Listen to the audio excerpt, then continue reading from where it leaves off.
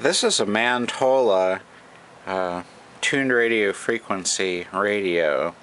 I'm not sure what this dates from. Maybe the early 1930s. It only goes up to 150. I know there was a time when the AM broadcast band was just 550 to 1500, and then it was later extended to 1600, or maybe it's 535 to 1610 or something like that. But I know that at one time it only went up to 1500, and that's what this has on it.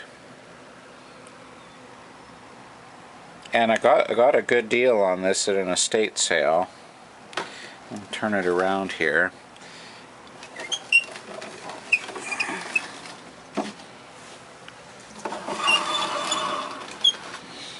And it looks like it's got 3 RF amplifier tubes, a 3-gang capacitor, a detector tube, power output, and rectifier. And this came from an estate sale where there was a lot of amateur radio equipment, and I was able to get some of that as well. I'll try and make videos on it also.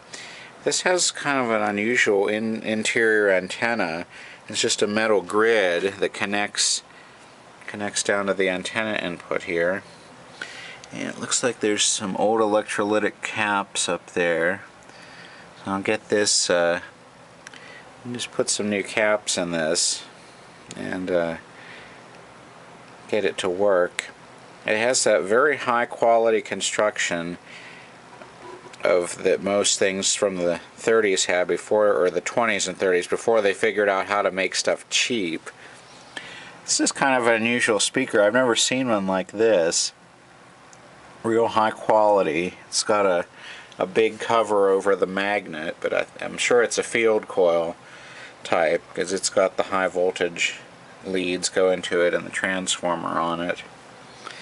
And I don't know what the model number of this is. I might have to go to Radio Attic Archives and see if I can find it.